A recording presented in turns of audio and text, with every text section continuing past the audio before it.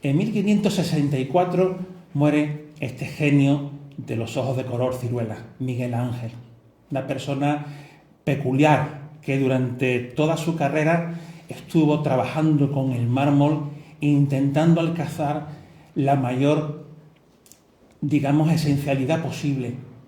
Él trabajaba el mármol como muy poca gente después lo han hecho, fundamentalmente Bernini y Canova, y lo trabajó en el sentido de querer eliminar la materia y quedarse solamente con la esencia. Aquí tienen ustedes 3 obras escogidas de sus diferentes etapas maduras y, digamos, de ancianidad, en las que se puede ver cómo progresa hacia una cada vez mayor esencialidad, hacia la desmaterialización de la forma, en un estilo tardío que enlazaría con eso que el investigador, el famoso investigador Edward Said, publicó, trabajó en un libro llamado El estilo tardío, precisamente, y que en la historia del arte pues se ejemplificaría en un Tiziano, en un Goya, en un Beethoven, pongamos por caso, y por supuesto en el propio Bernini, como veremos luego.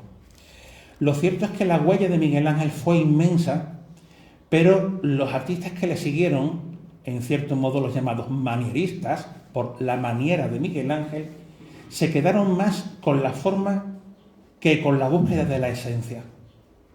Habrá manieristas sensacionales, como Benvenuto Cellini o Gian Bologna, que ilustran justamente esta diapositiva, pero lo que harán ellos será buscar la forma por la forma. La forma será el mensaje, hasta llegar a un punto que era prácticamente un callejón sin salida. Hacía falta alguien que sacara a la historia de la escultura de ese callejón sin salida que supuso el manierismo. Alguien que vuelva a buscar el contenido, la idea, por encima de los artificios del manierismo. Y ese alguien va a ser precisamente Gian Lorenzo Bernini, un señor del que les voy a hablar durante la siguiente hora y cuarto. Si hay alguien que desea salir, por supuesto que lo haga, porque yo entiendo que no todo el mundo puede aguantar tantísimo tiempo. Bernini, señor nacido en Nápoles, de familia florentina, de vida muy longeva, de talante ardiente, muy ardiente, pero también capaz de controlarse a sí mismo y de saber estar. Tenía don de gentes, tenía simpatía, era extrovertido, podía ganarse la confianza de muchas personas, cosa que hizo desde joven, y de esa manera tener el camino abierto para la fama. Pero eso no podía conseguirlo sin talento. Y como veremos ahora mismo, desde muy adolescente presentaba un talento descomunal. Fíjense lo que talla con tan solo 18 años. Este San Sebastián tiene al menos 2 ejemplares de San Sebastián. Este es el que se encuentra en la colección Thyssen-Bornemisza.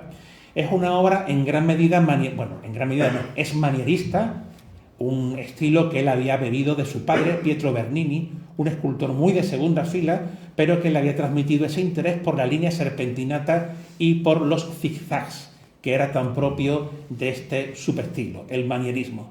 La relación con Miguel Ángel o con el Greco, que están ustedes viendo aquí, es bastante patente. Línea serpentinata, zigzags que desequilibran un conjunto que sí que parte de la composición piramidal típica del Renacimiento, pero que la desarticula y la convierte en sumamente inestable. De este mismo talento, cuando joven, dan buena cuenta estas 2 esculturas propiedad española, están en la Embajada Española en Roma, que se han interpretado recientemente como una ninfa y un sátiro, aunque siempre se ha dicho que son el ánima bendita y el alma maldita. Si el ánima bendita es una buena muestra de su conocimiento perfecto del clasicismo renacentista, el ánima maldita pues realmente es de una violencia sobrecogedora. He traído aquí esta fotografía realizada por mí mismo. Casi todas las fotografías que ustedes van a ver están tomadas por mí. Esta fotografía de Caravaggio, de un lienzo que se encuentra precisamente en el Palacio Barberini, hablaremos bastante de los Barberini, nos muestra uno de los grados máximos de violencia que alcanzó Caravaggio. Bueno, pues creo que Bernini va más allá, incluso bastante más allá. Bernini era capaz de la máxima dulzura y la máxima elegancia y de también un altísimo grado de violencia y de tensión interna. Por tanto, dominio desde joven no sólo de la plasticidad en el tratamiento del mármol, sino también de la expresión. Y de esta misma etapa juvenil es este San Lorenzo maravilloso que he podido fotografiar en la exposición reciente de Bernini que está teniendo lugar en el Palazzo Barberini en Roma. Debo decir que esta conferencia surgió precisamente a raíz de esa exposición y he aprovechado para traerles a ustedes algunas imágenes. La composición es evidentemente manierista en muchos aspectos, pero encontremos ya uno de los elementos claves de Bernini, que va a ser el éxtasis, la búsqueda de momentos de éxtasis, de momentos de arrobo místico. En este caso, el pobre de San Lorenzo, que es martirizado en una hoguera y que no parece sufrir esos tormentos del cuerpo, sino entregar su alma a Dios en un gesto que tiene una fuerte componente, pienso yo, carnal, como hemos visto en un San Sebastián que era abiertamente erótico. Con estas credenciales va a convertirse en el artista favorito de dos personajes muy interesantes. Uno, el cardenal Maffeo Barberini, y el otro es el cardenal Scipione Borghese. Y precisamente para el Scipione Borghese, que era un señor no muy culto, pero muy amante de la cultura y los placeres, va a realizar algunas de sus obras juveniles más famosas, todas ellas en mármol y hoy situadas en la Galería Farnese en los jardines de Roma. El primero de estos conjuntos es Eneas y Anquises, basado en la Eneida. Hay un intento de los Borghese por decir que ellos que descienden de Eneas. También se ha dicho que son las tres edades de la vida. En cualquier caso, lo que nos interesa es que este Bernini es un Bernini todavía no muy maduro. Es un Bernini que debe mucho a su padre y debe mucho a la línea serpentinata, pero en el que ya encontramos un manejo increíble del mármol, un dominio de la anatomía masculina increíble. Observen ustedes los tendones, ¿verdad?, de Anquises. Observen también las referencias quizá a Miguel Ángel y a la escultura clásica en general en Eneas, pero todo ello dominado por una línea serpentinata que no permite a la obra ser claramente visualizada de un solo golpe visual, cosa que sí veremos en obras inmediatamente posteriores. De estas mismas fechas es este busto de Pablo V, uno de los dos bustos dedicados a Pablo V. Se creía desaparecido y ha aparecido hace 10 años, en 2015. Ahora se encuentra en Los Ángeles, pero afortunadamente lo he podido fotografiar en Roma. Observen el tratamiento increíble del tejido, pero sobre todo la expresión, con esas pupilas talladas tan particulares de Bernini y cómo con unos pequeños gestos logra dotar de intensa vida a la figura del retratado. Llegamos así a su primera obra famosa, Plutón y Proserpina, basada en las metamorfosis de Ovidio. No voy a insistir en el tema, es el rapto de Proserpina por parte de Plutón, dios de los infiernos, junto con el Cancerbero, perro de las tres cabezas. En esta obra, aunque todavía hay bastante de la línea serpentinata, podemos ver que la clave se encuentra en los contrastes. El barroco es un arte de contrastes y Bernini es un artista de contrastes. Contrastes entre la musculatura del dios y la blandura de la pobre joven, de la morbidez de esa carne, entre el deseo lúbrico de Plutón y la inocencia de Proserpina, el movimiento hacia adelante de Plutón y el movimiento hacia atrás de Proserpina, bastante curioso, y por supuesto la tensión muscular inmensa que le otorga una vida muy particular a este grupo escultórico, del cual este detalle ha sido 1000 veces reproducido, seguramente el más reproducido detalle de toda la historia del arte. Qué morbidez la de ese muslo de la pobre Proserpina, en un material increíblemente duro como es el mármol. También, siendo muy joven, 24 años tenía, hizo esta fuente Neptuno y Tritón. Se encuentra en el Museo Victoria and Albert de Londres. Lo hizo para una finca de recreo donde hoy se encuentra Stazione Termini. Era un estanque, creo que ovalado, que tenía arriba este conjunto, un conjunto que ha sido relacionado con la tradición de fuentes de Florencia y en el que podemos comprobar cómo la cabeza de Neptuno se parece bastante a la del Plutón que acabamos de ver. Por lo demás, diagonales barrocas que veremos que van a ser una constante en la obra de Bernini. El David no lo hizo para Scipione Borghese, pero terminó en sus manos. Es un autorretrato que recoge la tradición de los Davids de tiempos renacentistas. Miguel Ángel, Donatello primero, después Miguel Ángel y quien se me olvida, Verrocchio, se me olvida por medio Andrea Verrocchio. Seguramente Bernini conoció esas obras, lo que pasa es que frente al equilibrio renacentista él presenta una obra extremadamente tensa, en la cual no está terminada por detrás, por cierto, porque se hizo para ser pegada a una pared, en la cual, como digo, las diagonales se entrecruzan, creando una composición abierta y dinámica en el que el movimiento en potencia que estaba en el David de Miguel Ángel se convierte en un movimiento en acto. Observen cómo trabaja el cabello de una manera intensa y muy modelada para generar claroscuros y cómo todo el rostro se tensa para ejercer la mayor fuerza posible con la piedra. Realmente es genial la manera en la que trabaja el mármol. Y la pintura, porque esto es un lienzo suyo de la misma época, pero representa a David con la cabeza de Goliat ya en la mano. Bernini tiene también una tradición interesante de pintura, aunque nunca se consideró pintor, pero sobre todo en sus primeros años realizó bastantes pinturas, la inmensa mayoría de las cuales están ilocalizadas hoy.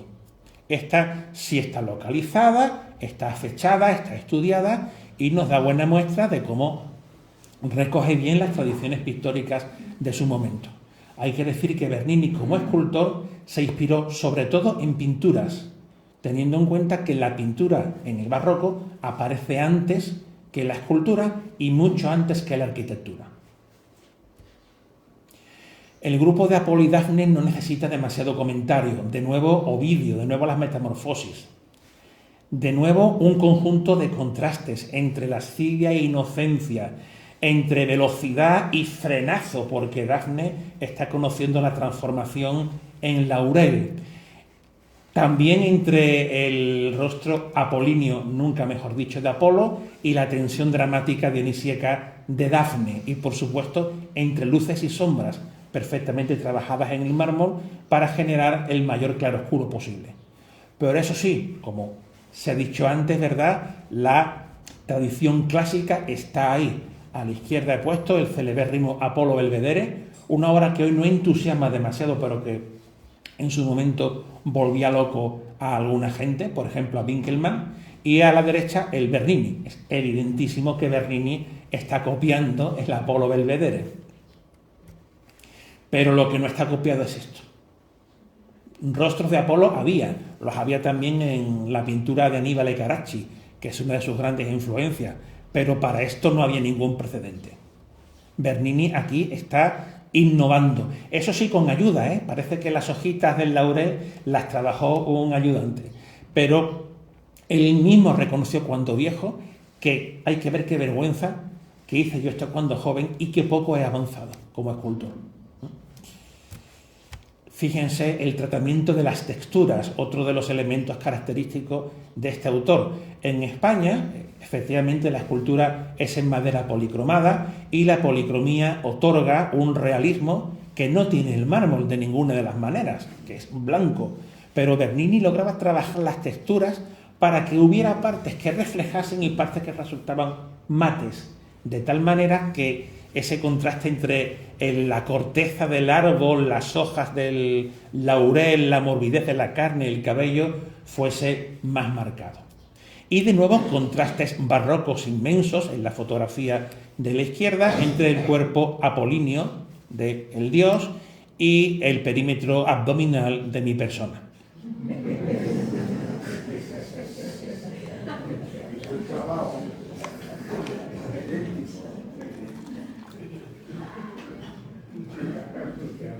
Esta fotografía la pongo para verificar que es verdad lo que dijo Bidcover. Bidcover fue uno de los grandes estudiosos de Bernini y él insistía en acabar con una falsa tradición, la creencia, una falsa creencia, de que las esculturas de Bernini están hechas para ser vistas desde todas partes. No. Las esculturas de Bernini, al menos estas, quizás las de primera época no, pero estas ya de una segunda juventud, tienen un punto de vista privilegiado, justo en el que estoy en esa fotografía. Si damos la vuelta, veremos muchos más detalles, nos recrearemos en la obra, pero no están pensadas para ser vistas desde todos los ángulos, sino desde uno privilegiado, porque Bernini jugaba con el efecto de profundidad. Igual que pueden hacer los pintores con los escorzos pictóricos, Bernini jugaba con los escorzos de las esculturas que salen de su propio espacio. Año 1623. Uno de sus grandes admiradores, Maffeo Barberini, se convierte en Urbano VIII, aquí en un retrato pintado por el propio Bernini. Y aquí llega la famosísima frase, que siempre se repite. Cuando estuve el otro día en la Galería Borghese, había un señor diciendo esta misma frase.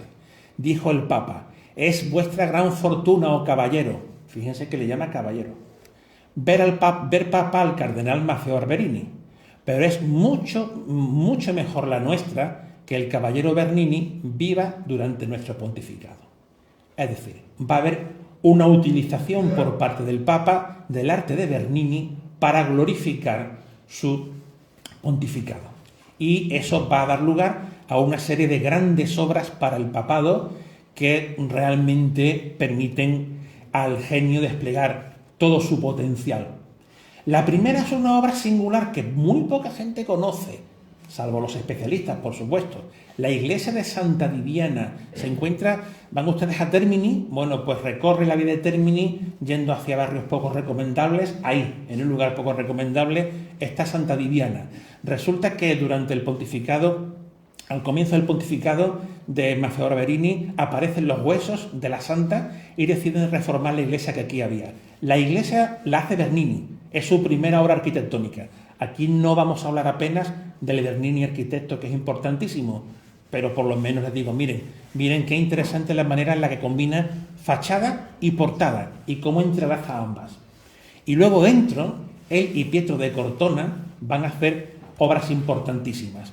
Ahí tienen ustedes las columnas reutilizadas, en el fondo un nicho diseñado por el propio Gian Lorenzo y la estatua de Santa Viviana, que aparece con esas hojas debajo que al parecer crecen alrededor de la iglesia y que curaban no sé qué enfermedad. Fíjense que el modelo de Santa Viviana, dicen los especialistas, que está en esta pintura de Rubens, que ya estaba en la Chiesa Nuova, que se llama, o la iglesia de Santa María in Vallicella, en el centro de Roma. Es un Rubens espléndido, pero he puesto las dos fotografías al lado para que vean cómo Bernini, aun partiendo de la iconografía de una santa más o menos clásica con la palma del martirio, pues va a transformar esta Santa Domitila en una Santa Viviana llena de agitación espiritual. Realmente es mucho más barroco Bernini, o por lo menos mucho más agitado. Observen el éxtasis de la santa, a la que Bernini capta en un momento muy concreto, que es el momento de entregar su alma a Dios. Lo hemos visto en las obras anteriores. Bernini siempre captura un momento y sintetiza en un segundo todo lo que está pasando. En el rapto de Proserpina y sobre todo en el Apolo y Dafne estaba muy claro. En el Apolo y Dafne, Apolo persigue a Dafne, Dafne pide ayuda a su padre, el dios río Peneo, para que la libre de la lascivia del dios. Se empieza a transformar, Apolo, que se sorprende. Ese resumen en un instante es el mismo que hace aquí. La santa en este momento está siendo martirizada y entrega su alma a Dios con un rostro realmente arrebatado. Y no quiero dejar de presentarles los frescos que el grandísimo Pietro de Cortona, pintor y arquitecto, pinta sobre Santa Viviana justo a la izquierda, arriba, en la nave. Se ha dicho que este en concreto, el que está en el centro, Santa Viviana renunciando a los ídolos, presenta figuras también apolíneas en su representación idealizada, pero con una gestualidad y unos escorzos muy típicos de Bernini. Aquí Bernini y Cortona se están retroalimentando. Y habría que añadir que, según Bitcover, estos frescos en concreto son el comienzo de los frescos narrativos del alto barroco italiano. Dicho de otra manera, en esta pequeña iglesia de Santa Viviana, Bernini y Pietro de Cortona están haciendo algo nuevo, que es poner el barroco al servicio de la iglesia. Sí, vale, ya antes en pintura había aparecido Caravaggio, estaba Carracci, pero creo que estos dos señores dan un paso más. La teatralidad inmensa de estos dos artistas, al margen del realismo sucio caravallesco, va a convertirse, con sus altibajos, en un lenguaje oficial de la Iglesia Católica. Y así es como la escultura barroca llega a la escultura religiosa romana. Hasta ahora hemos visto que casi todos los Bernini eran Bernini profanos. Ahora son Bernini religiosos y van a influir intensamente en otros artistas, aunque ninguno llega a la categoría de Bernini. Solamente hay dos, el flamenco di Quesnoy y Alessandro Algardi, que en esta capilla que hemos visto aquí, una capilla en San Silvestre al Quirinal, subiendo a la colina del Quirinal, subiendo al palacio donde trabaja Meloni, pues tenemos estas dos fabulosas esculturas que demuestran dos cosas. Una, que Algardi conocía bien la escultura clásica porque había sido restaurador de esculturas clásicas. Y segundo, que la influencia de Bernini no llega al arrebato y a la personalidad de Bernini, pero la influencia es clara, ese tratamiento de los plegados muy claroscuristas, esa agitación espiritual, parten de Jan Lorenzo. Esta comparativa no la propongo yo, la propone Rudolf Bitcover. Observen, a la izquierda la Santa María Magdalena de Algardi, en medio la Santa Viviana de Bernini, a la derecha la Santa Susana de Quesnoy. La foto de la derecha no es mía, estaba cerrada la iglesia, pero creo que sirve la fotografía para establecer comparaciones. Observen, Quesnoy es mucho más clásico. ¿Es una escultura barroca? Por supuesto, pero es más clásico, mucho más apolíneo. Esos plegados son de estatuaria clásica, griega y romana. Además, fíjense cómo se transparentan los senos, las piernas de la santa. En Bernini no. Bernini no permite ver el cuerpo de la santa, agita los plegados de una manera poco realista y desde luego tiene muy poco en cuenta la ley de la gravedad, vaya, de que es no así que lo hace, Bernini no lo hace, Bernini agita porque lo que quiere no es representar un movimiento físico, sino un movimiento espiritual. Algardi se encontraría a medio camino entre ambos.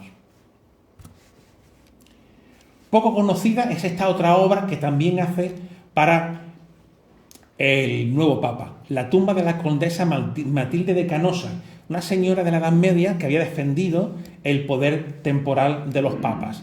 Bueno, pues en el Vaticano, en un lugar que nadie ve, yo tuve que buscarla, la verdad, para encontrarla, porque no es fácil verla, está entrando a la derecha, en la nave de la epístola, cerca de la Piedad de Miguel Ángel. Bueno, pues allí se encuentra este monumento, del cual se ha criticado muchísimo el relieve que se encuentra ahí abajo. Pero no es de Bernini, es de un colaborador. Sí es de Bernini la escultura de la santa y desde luego el nicho. Un nicho que, según Bitcover, enlaza con el claroscurismo, incluso con el tenebrismo caravallista. Esa búsqueda de un gran nicho del que la figura sobresale claramente, una figura de bulto redondo, no es un relieve, generando fuertes contrastes entre luces y sombras, es otra genialidad de Bernini. Eso sí, un Bernini que parece atemperado. Se ha dicho que el Bernini de los años 30 es un Bernini clasicista, quizá por las corrientes que circulaban por aquella época en Roma, quizá por la temática que es más religiosa y Bernini no se atrevía a dar rienda suelta a su pasión. Sea por un motivo u otro, digamos que estamos en una fase clasicista de nuestro autor. Una fase en la que su gran realización va a ser el baldaquino de San Pedro. del que me permitirán ustedes no hablar, porque si no nos vamos a llevar aquí demasiado tiempo, y ya creo que llevamos, vamos a ver, 38 minutos, y no es plan de que les cuente a ustedes ahora toda la historia del baldaquino, que realizó con numerosos colaboradores para colocar en el lugar donde tenía que haber estado la famosa no tumba del Papa Julio II, que no terminó Miguel Ángel porque Julio II le encargó, como saben ustedes, que pintara el techo de la Capilla Sixtina. Pero sí que les voy a hablar de la escultura que Bernini hace para los 4 machones de las esquinas, la escultura de San Longinos.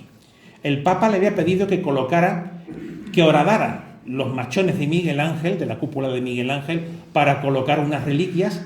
Eran la cabeza de San Andrés, un trozo de la Santa Cruz, que era lo otro, el paño de la Verónica y un trozo de la lanza de Longinos.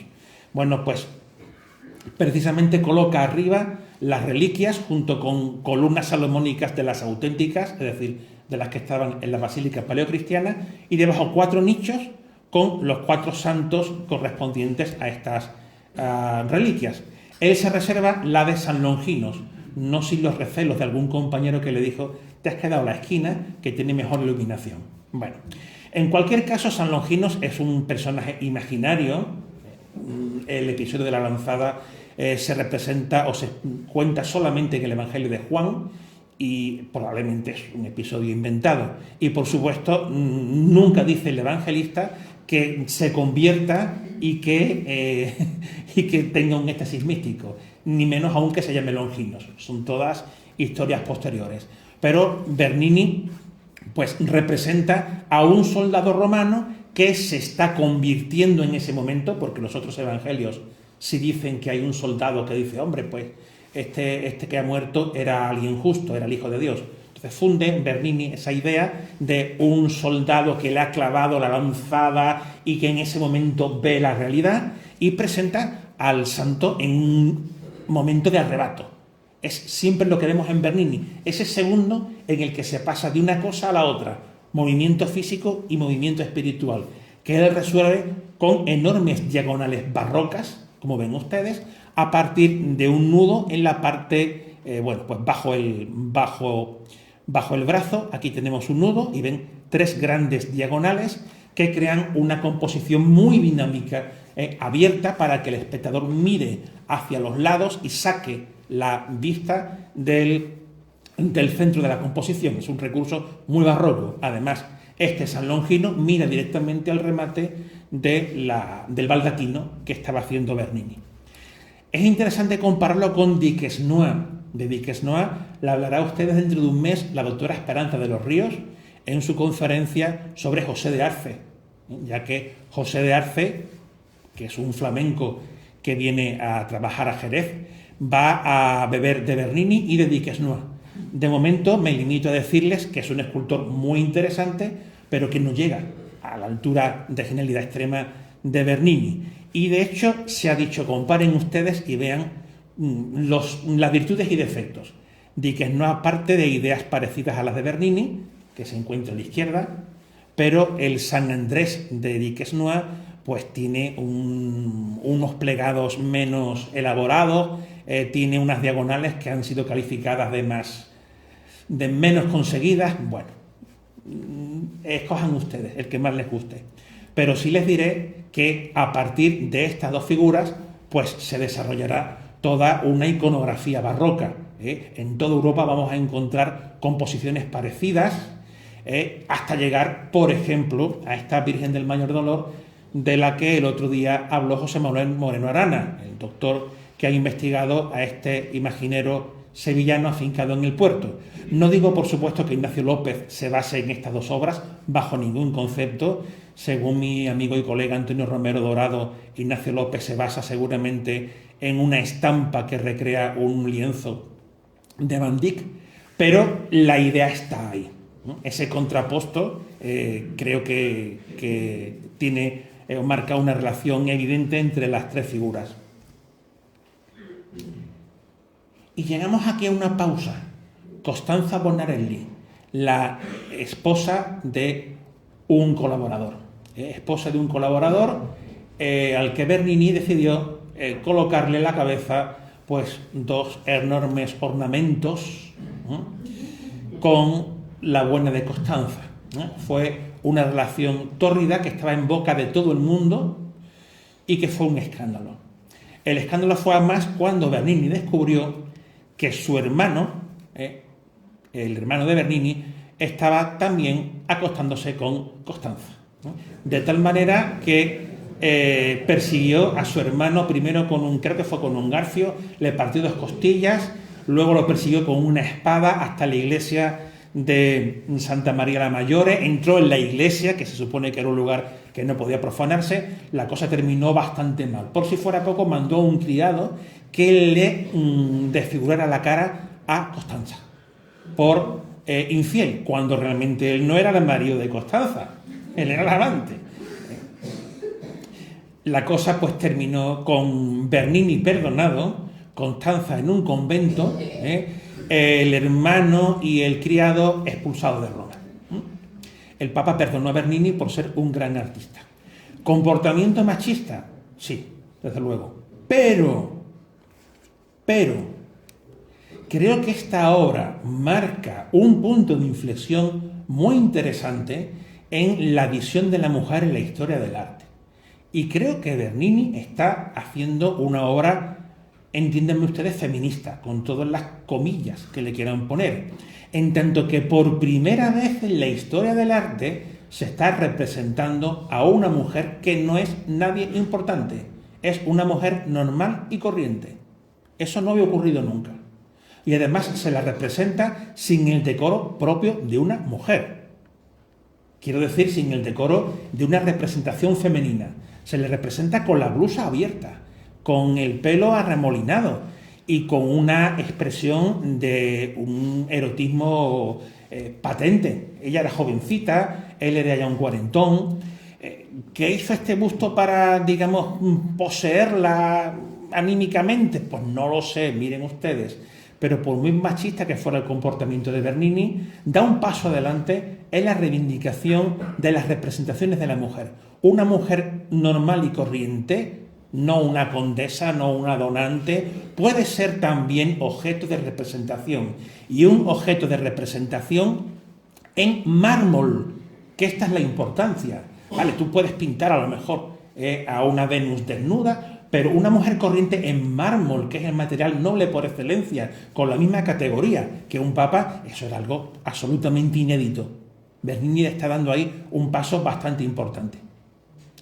Antes de dejar a Costanza, diremos que ella en el futuro se convertirá en una importante marchante de arte. Thomas Baker, sheriff de Inglaterra, se entiende. Esta obra tiene bastante intervención de los ayudantes, porque Bernini ya se estaba convirtiendo en un taller, en un negocio, en un gran negocio, y los ayudantes, pues lógicamente, le sirven para quitarse la tarea más engorrosa, pero tiene toques personales de él. O sea, él intervino en esta pieza increíble que desató las iras del Papa y que intentó que no se terminara, porque consideraba que solamente él era digno de recibir semejantes representaciones. Una obra maravillosa que también tienen ustedes ahora en Roma. Fíjense las filigranas del tejido, que están talladas con un virtuosismo realmente extraordinario, y el cabello siempre revuelto, arremolinado, con unos claroscuros muy de Bernini. Sin embargo, no logra aquí resolver todavía una cosilla que había que resolver, que era cómo cortar el busto. Volveremos sobre ello. Para el Papa, la obra más importante, claro, es su tumba. Para Urbano VIII, lo más relevante es cómo va a pasar él a la posteridad. Y, por supuesto, se reserva un sitio privilegiado en el Vaticano, tan privilegiado que no nos permite ver la obra.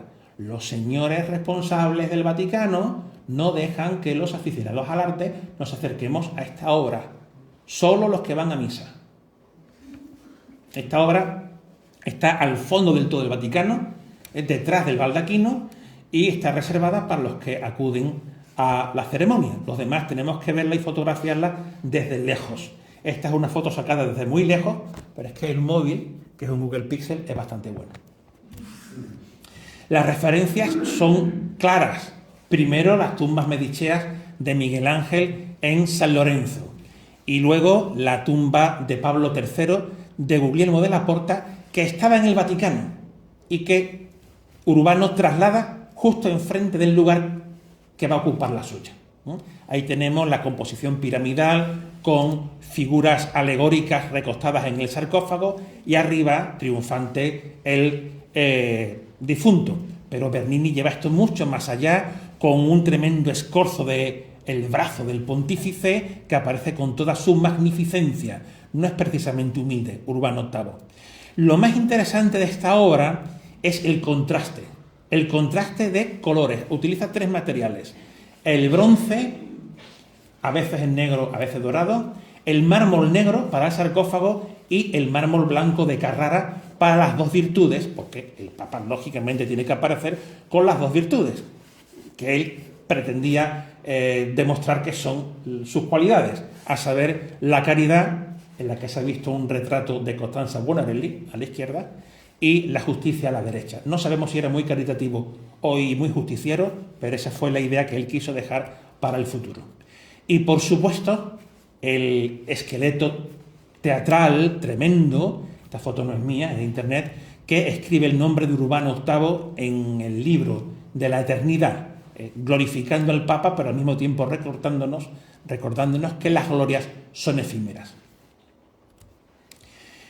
No exactamente al mismo tiempo, un poquito después de iniciarse esta tumba, ya se convierte en referente. Y Alessandro Algardi, cuando comienza a hacer la tumba de León XI en el mismo Vaticano, toma esa idea para hacer esta propia suya. Pero eliminando el color, creo que queda peor, y además eliminando el propio gesto del Papa. Este Papa está más tranquilo, no aparece en ese segundo de agitación en que lo captaba Bernini. Este Papa está más reposado, incluso las propias virtudes son claramente más clásicas. Prácticamente a partir de estos 2 sepulcros, el de Bernini y el de Algardi, se va a desarrollar todo el prototipo de los sepulcros monumentales del barroco. Aquí lo tienen ustedes, ven que es un gran escultor, pero no llega a la altura de Bernini. Los demás, por cierto, quitando a Algardi y Duquesnoy, los demás están muy, muy por debajo. Los buenos vendrán después, pero Bernini, Algardi y Duquesnoy prácticamente no tenían competidores. De nuevo, Bernini, la comparación con Algardi, ven que Bernini, sobre todo por el colorido, es muchísimo más atractivo. Por esta misma fecha, Bernini trabaja en el Palazzo Barberini. Claro, el Papa quería hacer un gran palacio para su familia y lo hace en pleno centro de Roma. Tiene hoy una colección de arte absolutamente increíble, un techo de Pietro de Cortona en restauración también increíble, y la exposición de Bernini, que no sé si dura hasta septiembre u octubre. Si van ustedes, saquen la entrada con semanas de antelación, porque hay bofetadas. Bueno, pues justamente ahí hace esta escalera cuadrada. Ya digo que no voy a hablar apenas de su faceta arquitectónica. Y al lado hace la fuente del Tritón. Esta fuente ya no es una fuente al estilo florentino. Ya esta es una fuente nueva, romana. Esta fuente es el comienzo de una línea que va a culminar en la Fontana del Trevi, de Nicolás Salvi, ya en el siglo XVIII. Es una fuente hecha para conmemorar el arreglo que el Papa había hecho de un acueducto romano, y se monumentaliza con una enorme escultura del Tritón que vierte agua con potencia. Es algo nuevo. Esta monumentalidad de la fuente es renovadora en la historia de la escultura y la historia de las fuentes, que es una historia bastante interesante, por cierto. Fíjense ahí, la tiara papal, por supuesto, las llaves de San Pedro y las abejas, que son emblema de los Barberini.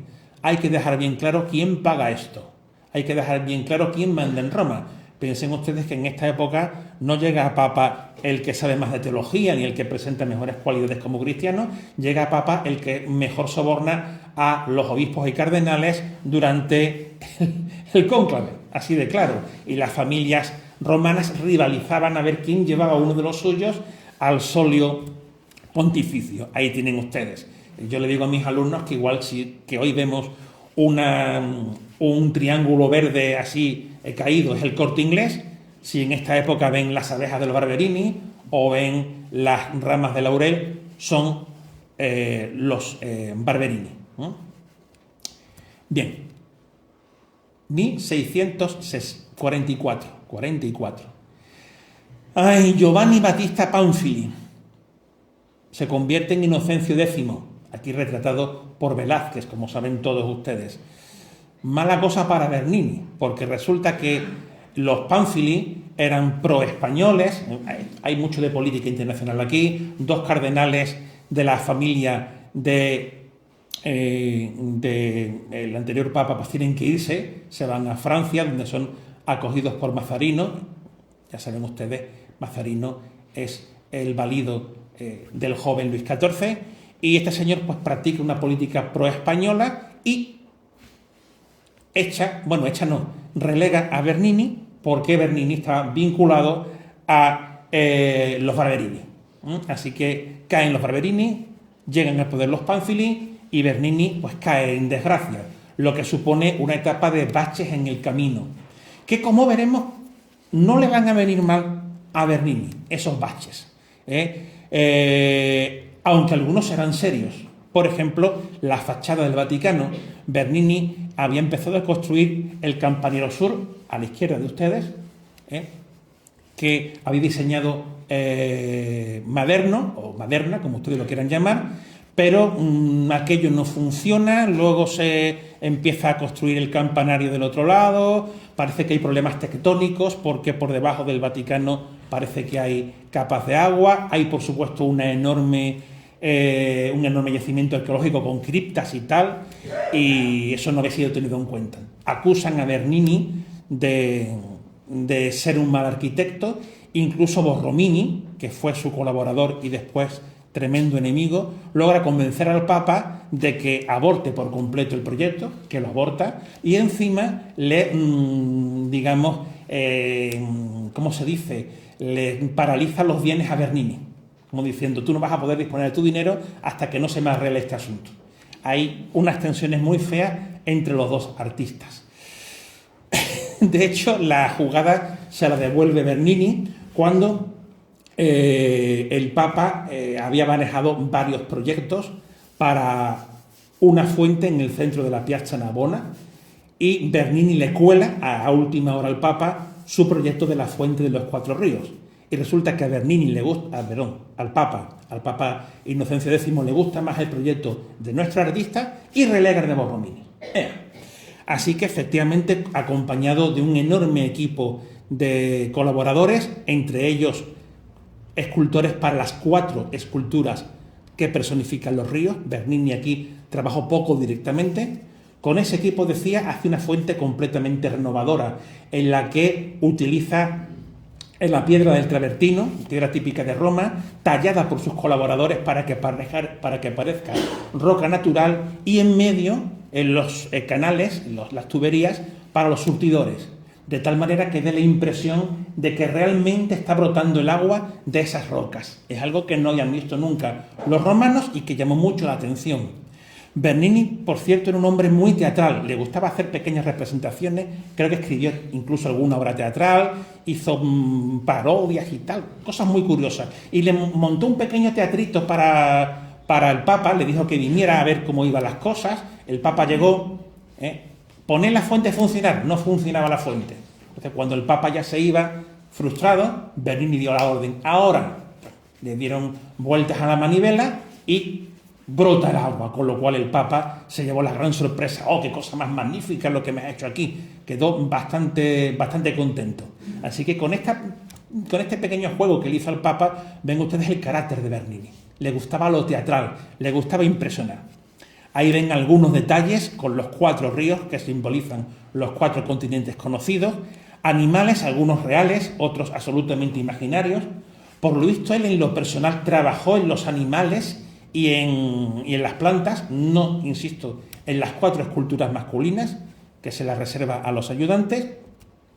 Y todo ello pues con esa roca viva que inspirará en el futuro la Fontana di Trevi. Por esta misma época, por cierto, trabaja en otra fuente, la Fuente del Moro, en la misma plaza, pero no hay tiempo para todo. Hay muchas obras que estoy omitiendo.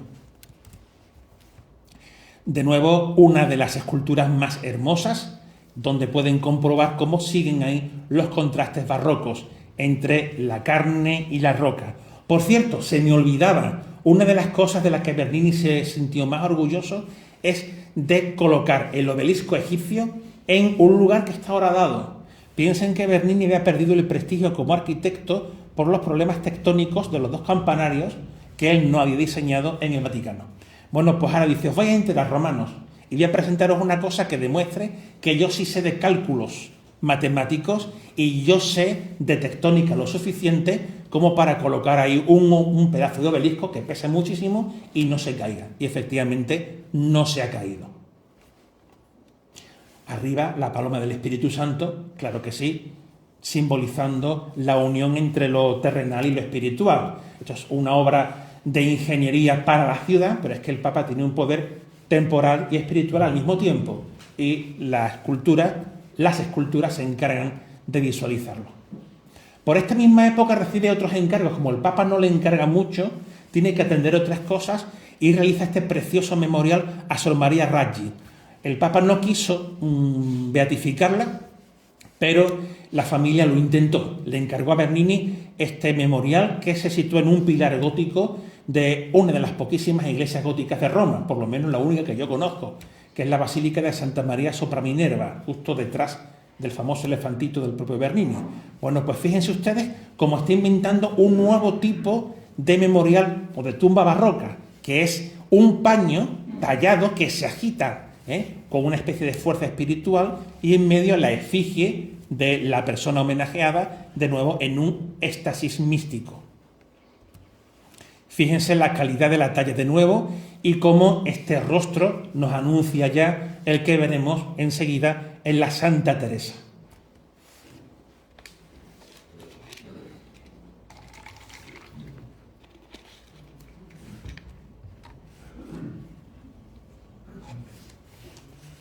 El cardenal Cornaro, veneciano, le encargó a Bernini que habilitara la capilla que él había comprado a la comunidad de religiosos para enterramiento de su familia, la familia de los Cornaro, y le encargó que colocara en medio una representación del éxtasis místico de la Santa de Ávila, a la que él le tenía particular devoción.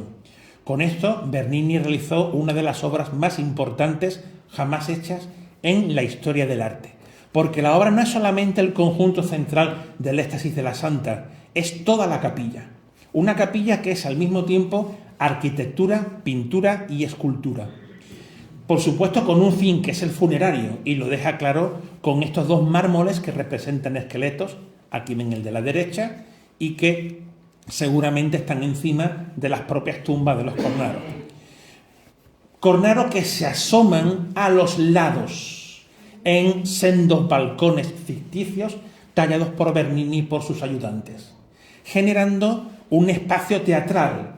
El espectador o el devoto que entra en la iglesia, va al fondo a la izquierda y mira aquello, se encuentra con una especie de gran escenario de teatro con dos balcones a los lados en los que aparecen personajes vivos y muertos. Concretamente, este que está aquí es el propio cardenal Cornaro, parece el único que talló Bernini con sus propias manos, pero otros están muertos. Por tanto, ¿en qué plano están de la representación? ¿Están con nosotros? No.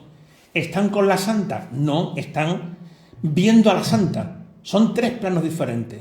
El del espectador, el de los cornaros que ven el espectáculo teatral y lo comentan, y el propio momento de la transverberación de Santa Teresa. Es un juego de muñecas rusas, de representación dentro de la representación.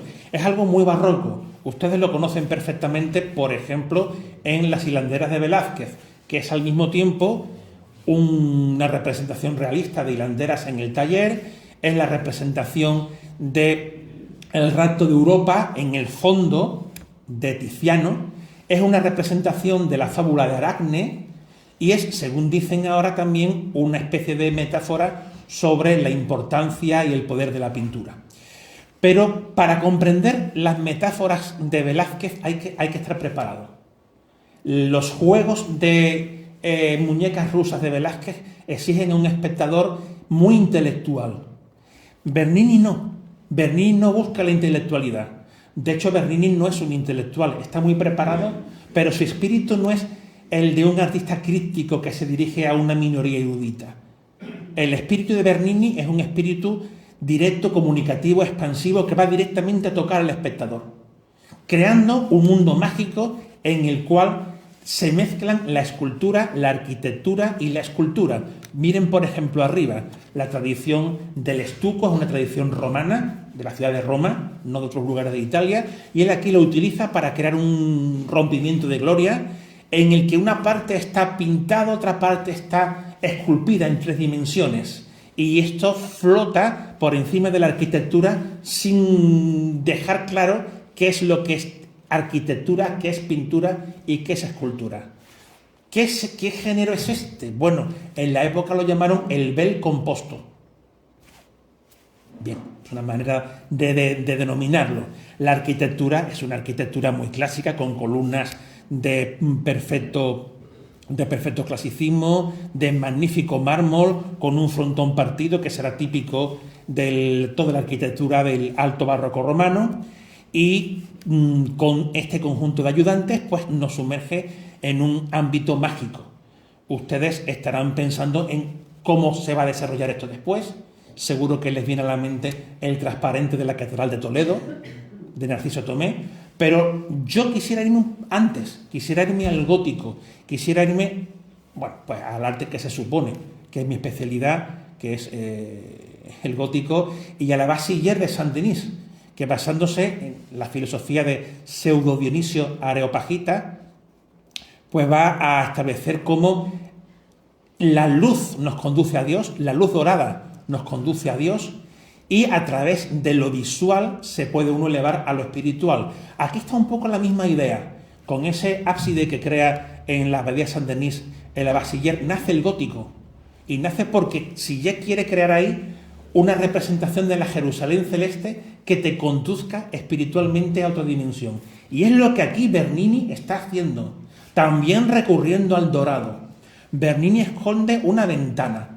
La ventana solo se ve si te arrodillas, como me arrodillé yo para sacar esta foto pensada pues para explicar justamente este recurso. Una vidriera hoy restaurada que era de color dorado, lo sigue siendo, y entra el color de de tintes áureos que rebota en unos rayos que en su momento fueron de bronce, hoy son de madera, pero que en cualquier caso estaban dorados. Con lo cual, esto iluminado con las velas era como un gran escenario teatral en el cual de pronto entra un rayo de luz dorada invisible, como en los cuadros de Caravaggio, en los que el foco de luz es invisible. Y ese foco de luz ilumina la escena y te hace sumergirte en un momento en el que el cuerpo se está elevando hacia Dios. Eso sí, una representación sumamente mística y erótica al mismo tiempo, para la que había precedentes. Los especialistas han señalado, por ejemplo, esta Magdalena en éxtasis de Caravaggio, anterior en el tiempo, bastante anterior en el tiempo, pero pienso que la de Caravaggio es más, ¿cómo diría yo?, más terrena. La de Bernini es más mística. Observen este otro cuadro increíble de una pintura interesantísima que es Artemisia Gentileschi. De nuevo, el erotismo es muy obvio, creo yo. Y quien no quiera verlo, pues, a ver, miren. Pero creo que Bernini va más allá, ¿eh? Bernini seguramente ha leído a Santa Teresa, que dice que se le aparece de vez en cuando un ángel, que es pequeñito, que tiene un dardo, que en la punta del dardo tiene fuego, y que el fuego le entra en el cuerpo produciéndole un tremendo dolor. Pero dice ella que no es solamente dolor, sino que es también placer, y que es un placer no solamente, dice, espiritual, sino también un placer del cuerpo. Y es tanto el placer que no quiero que me la saque. Pues claro, aquí Bernini lo que ha representado es un tremendo, monumental y gigantesco como en el programa de Broncano.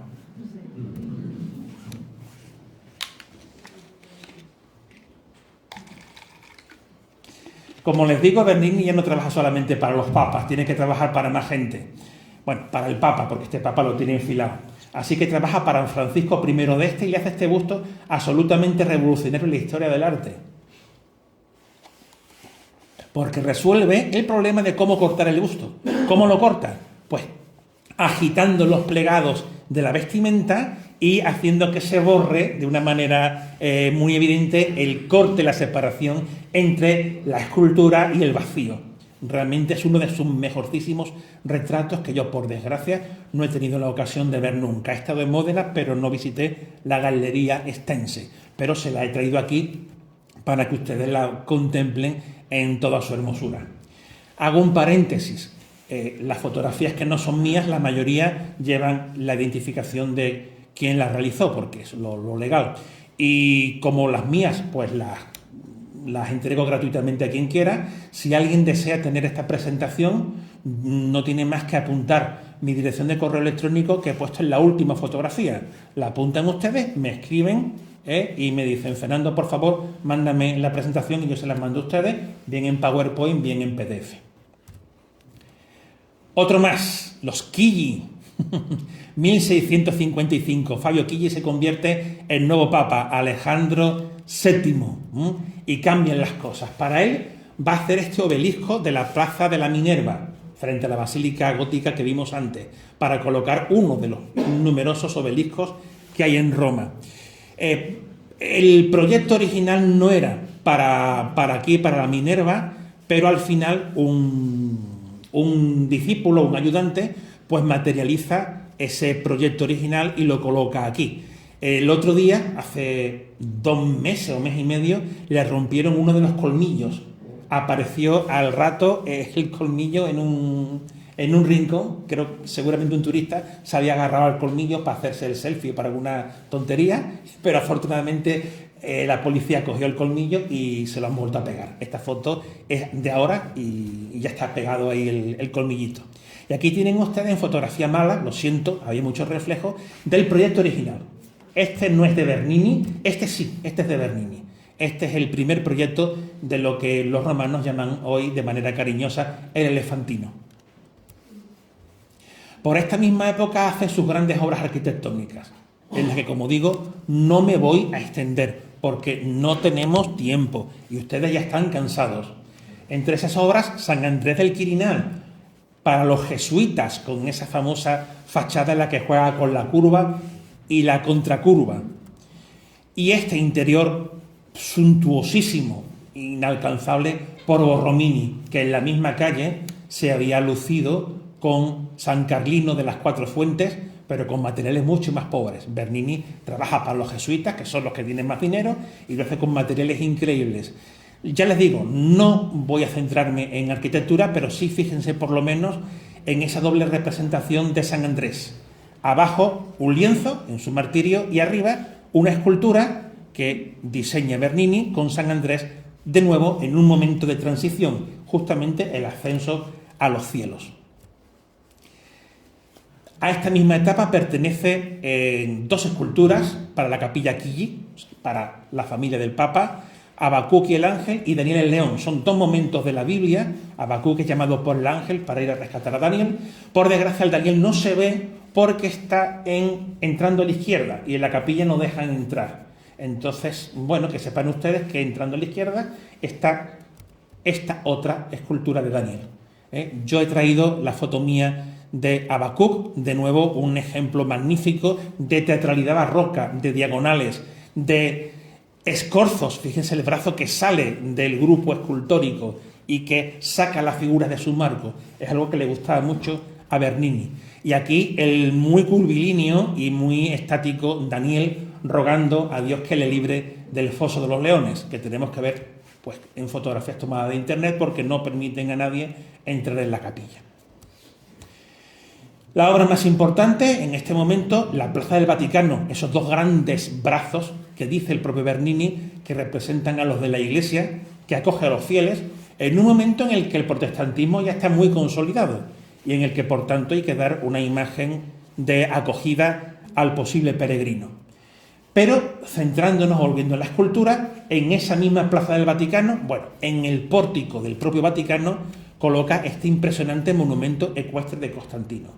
Otra obra que no podemos ver más que de lejos. Tú entras en la Basílica del Vaticano y en lo que es el nártex, a la derecha al fondo, antes de la gran escalera que diseña el propio Bernini, está este Constantino convirtiéndose supuestamente al cristianismo. Constantino nunca se convirtió al cristianismo, pero Bernini lo interpreta en un momento también de éxtasis. Esta escultura se pensó para el interior de la basílica, pero el Papa decidió colocarla fuera. Fíjense ustedes como aquí Bernini está inventando otra cosa nueva, está inventando el retrato ecuestre barroco, que luego dará pie a infinidad de esculturas ecuestres. Ya las había, comenzando con el Gatamelata de Donatello, muy anterior, pero creo que esta manera de poner las dos patas en el aire, de encabritarse y de agitarse, es de una genialidad realmente considerable. Y llegamos ya casi al final, la Cátedra de San Pedro, muy posterior al baldaquino que vemos en primer término. Esta cátedra se la encarga el Papa Chigi para colocar la supuesta silla en la que San Pedro se había sentado. Una silla que es ahora forrada y en la cual, alrededor de la cual, con estuco, bronce, coloca una serie de elementos como rayos solares, figuras angélicas, nubes y 4 grandes padres de la Iglesia, 2 delante de la Iglesia occidental, 2 detrás de la Iglesia oriental, todos ellos ennobleciendo el lugar donde supuestamente San Pedro se había sentado. Fíjense ustedes en este detalle increíble de angelitos de estuco alrededor de un óculo que, como el de la Santa Teresa, es dorado.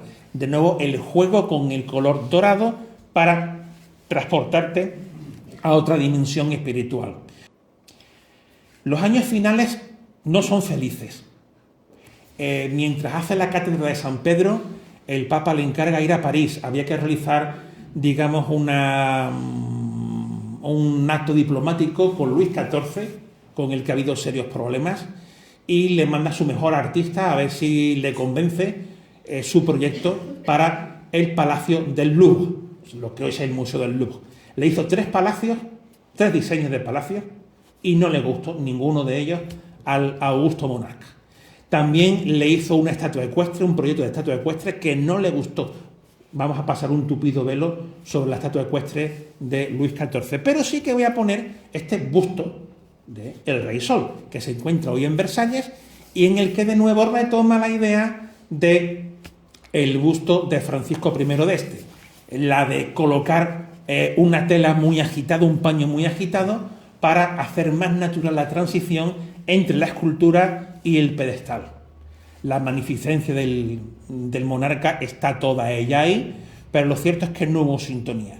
Y de hecho a Bernini no le gustó Francia, no le interesó en particular el arte francés, y de hecho pues estuvo 6 meses y se volvió. Fue cuajado de honores, pero no fue una experiencia globalmente grata. Y ya en el tramo final de su carrera realiza, a petición del Papa, estos ángeles pasionarios o pasionistas, que no sé cómo se dice, para el puente de Sant'Angelo, todos ellos, menos 2, realizados por discípulos, colaboradores, bajo diseños de Bernini. Bernini hacía los bocetos y luego los colaboradores los plasman en piedra. Son figuras espléndidas, pero observen ustedes claramente cómo las 2 que él hace de su mano son mejores. Se encuentran hoy en San Andrea del Fratre. El Papa se las quedó para él y no sé por qué motivo al final terminó en esta iglesia, en pleno centro de Roma, en la que no mucha gente va a verlos. Son imágenes increíbles en las que el dinamismo barroco, la tensión, los claroscuros están ahí, pero es otro barroco, no quiero decir la palabra, pero como Vicover lo dijo, pues lo voy a decir yo, expresionismo. es el Bernini tardío, el Bernini de la crispación, el Bernini de la máxima espiritualidad, el Bernini de las figuras alargadas a la manera del gótico. Aquí Bernini está haciendo otra cosa, no es él. Aquí ya no aparecen las grandes diagonales, aquí aparecen más bien horizontales y verticales, han dicho los especialistas. Son dos esculturas magníficas en las que demuestra que aunque sí cayó un tanto o bastante su actividad manual de tallar, cuando él se encargaba directamente de la obra era capaz de las mayores maravillas. Maravillas como este busto de Gabriel Fonseca, el último que realiza, en una capillita en San Lorenzo y Luchina. No permiten entrar, no hay luz. Esta es la única fotografía que pude sacar prácticamente sin luz. Lo que pasa que hoy el Photoshop nos permite arreglar un poquito las cosas. Miren ustedes, este era el médico del Papa y lo representa empuñando el rosario, fíjense ustedes, y la otra mano se la lleva al pecho y sale la cabeza, sale ese cuello largo, sale en un auténtico arrobo místico. Se ha dicho que el Bernini más místico es el último y es cierto, ¿no? Absolutamente.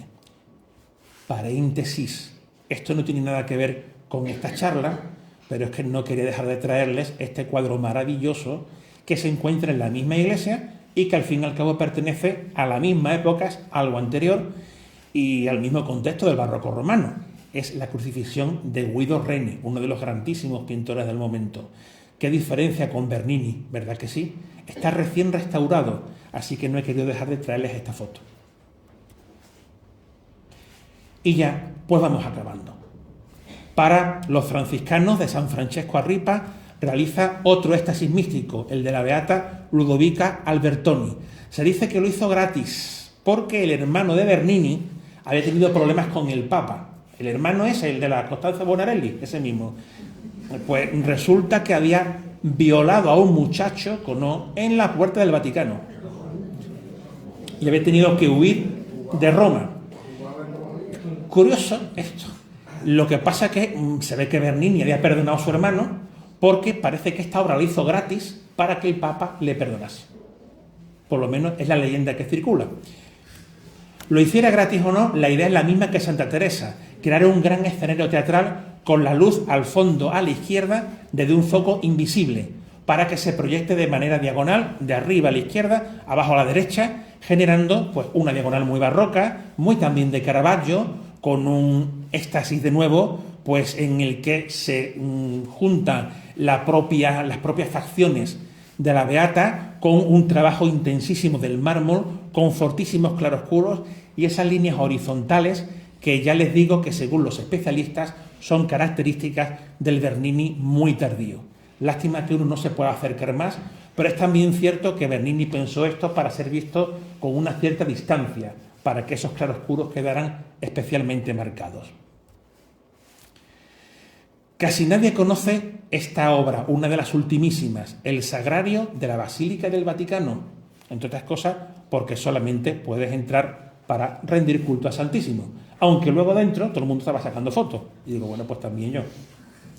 Ahí al fondo a la derecha se encuentran dos columnas salomónicas de las auténticas, o sea, de la Basílica primitiva paleocristiana del Vaticano, y a la izquierda el conjunto que talla Bernini, de un clasicismo exquisito, pero también de una pasión barroca extraordinaria. Toda la capilla está diseñada por Bernini en lo que es el concepto, y les digo una cosa, a mí no me gusta la iglesia del Vaticano, me parece que quedó fría, pero esta capilla sacramental me parece una obra maravillosa que realmente sí te eleva espiritualmente. Creo que a Dios sí se le encuentra en la capilla sacramental, cosa que no ocurre en el resto del Vaticano, a mi entender, demasiado solemne.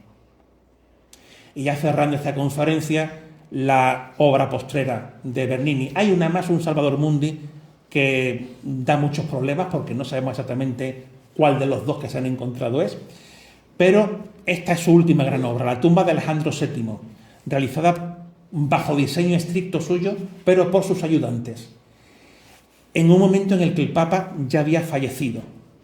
De nuevo, el esquema es de la tumba de Urbano VIII, esquema piramidal con las virtudes recostadas, formando pues 2 diagonales y el Papa triunfante en el centro. Lo que pasa es que en esta ocasión observen que hay una puerta, la puerta estaba ya ahí, Bernini no puede colocar un sepulcro, entonces lo que hace es interpretar ahí una especie de puerta del más allá y un gran paño que es el que separa el más acá del más allá. Y en ese paño está apareciendo, como veremos ahora, un esqueleto. El Papa arriba reza, porque este momento, ya avanzado el siglo XVII, es un momento de piedad y de menos exhibición papal.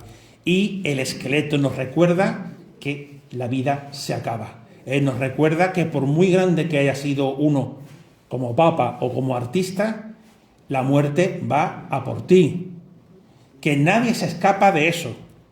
Que el tiempo se acaba. Que es la hora. Y efectivamente es la hora. Muchas gracias.